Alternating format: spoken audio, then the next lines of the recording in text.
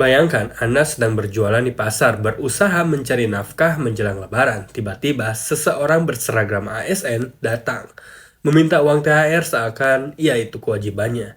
Anda tak ingin mencari masalah, jadi Anda pun terpaksa memberi. Tapi siapa sangka, Saya atas nama Sodri meminta maaf dikarenakan meminta THR setahun sekali dengan pedagang. Saya siap untuk mengembalikan uangnya. Dan itu inisiatif saya sendiri bukan atas nama Pemda. orang itu bukanlah ASN, melainkan pemerasan yang akhirnya harus merayakan lebaran di balik jeruji besi. Halo, selamat datang kembali di True Stories Channel. Hari ini kita akan membahas kisah nyata yang sedang viral nih. Seorang pria bernama Sodri yang kini harus dipenjara karena kedoknya dalam meminta THR terbongkar. Kasus ini tidak hanya mengejutkan para pedagang, tapi juga memicu perdebatan luas di kalangan masyarakat mengenai aksi berkedok retribusi ini. Langsung saja, mari kita bahas.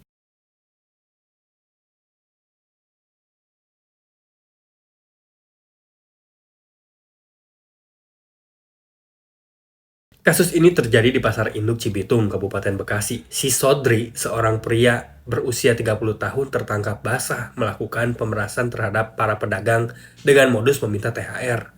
Bersama 3 rekannya nih, Samsul, 48 tahun, si Agus dan Diko, dan Sodri berkeliling pasar meminta uang sebesar 200.000 dari tiap pedagang.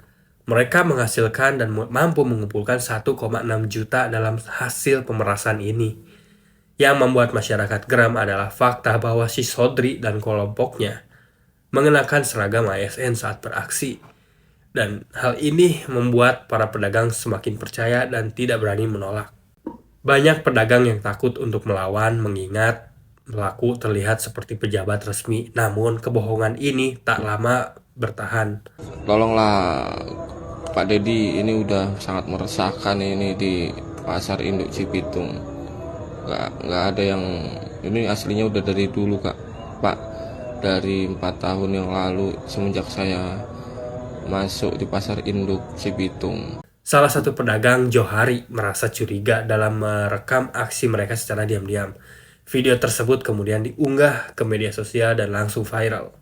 Dalam video itu, si Sodri terlihat mengenakan seragam ASN, lengkap dengan lambang Pemkad Bekasi di lengan kiri, serta kartu identitas yang terpasang di sakunya.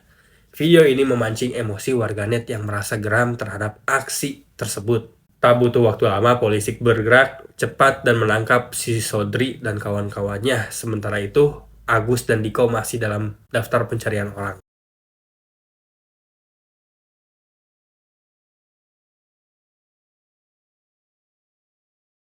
Awalnya banyak yang mengira si Sodri dan kelompoknya benar-benar ASN, namun polisi menegaskan bahwa mereka hanyalah pekerja pemungut retribusi di bawah UPTD, Pengelola dan Pembinaan Pasar Wilayah 2 Pasar Induk Cibitung.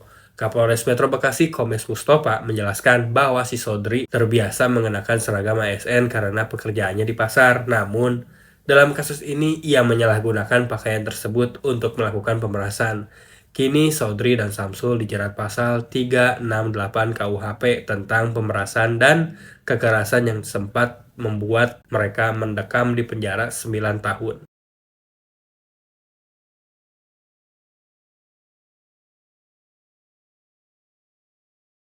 Kasus ini tidak hanya membuat masyarakat geram, tetapi juga memicu reaksi dari berbagai pihak. Yang pertama nih, reaksi pedagang. Banyak pedagang mengaku sering menjadi korban praktik seperti ini, tapi takut melaporkan, akhirnya khawatir dan mendapatkan intimidasi dari pihak tertentu. Beberapa pedagang berharap kasus ini bisa menjadi momentum untuk pemerintah menertibkan retribusi di pasar agar tidak ada oknum yang menyalahgunakan wewenang. Yang mengatasnamakan Pemda, saya sangat menyesali perbuatan saya.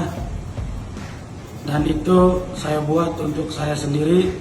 Dan yang kedua, reaksi warganet. Di media sosial, netizen ramai-ramai mengecam aksi Sodri dan kelompoknya. Bahkan banyak yang menyebut tindakan mereka sebagai premanisme berkedok retribusi dan mendesak pemerintah agar lebih tegas untuk menangani kasus serupa ya. Ada juga yang menyampaikan bagaimana seragam ASN bisa digunakan dengan begitu bebas oleh orang-orang yang bukan pegawai pemerintahan.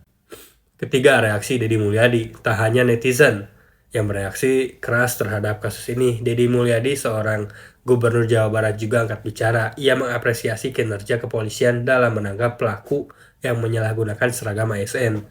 Untuk itu, semoga tindakan cepat ini sebagai rangkaian kegiatan kita untuk sama-sama menjaga keamanan dan ketertiban di wilayah kita masing-masing. Premanisme seperti ini merugikan investasi, ketentraman, dan kenyamanan masyarakat dalam berusaha, ujar Deddy Mulyadi. Ia juga berharap kasus ini menjadi peringatan bagi pihak berwenang untuk lebih memperketat aturan distribusi pasar agar kejadian serupa tidak terjadi lagi. Kasus ini mengingatkan kita untuk selalu waspada terhadap modus pemerasan, bahkan jika dilakukan oleh orang yang terlihat resmi. Jangan ragu untuk melapor jika mengalami kejadian serupa. Bagi pemerintah, kasus ini menjadi bukti bahwa masih ada celah dalam sistem pengelola distribusi yang bisa dimanfaatkan oleh oknum tidak bertanggung jawab. Sudah saatnya pengawasan diperketat agar praktik serupa tidak terulang. Bagaimana nih menurut kalian? Apakah hukum yang dijatuhkan udah setimpal? Ataukah ada tindakan lain yang seharusnya dilakukan oleh pihak berwenang? Tulis pendapat kalian di kolom komentar. Jangan lupa like, share, dan subscribe untuk mendapatkan kisah terbaru dari True Stories Channel. Terima kasih sudah menonton.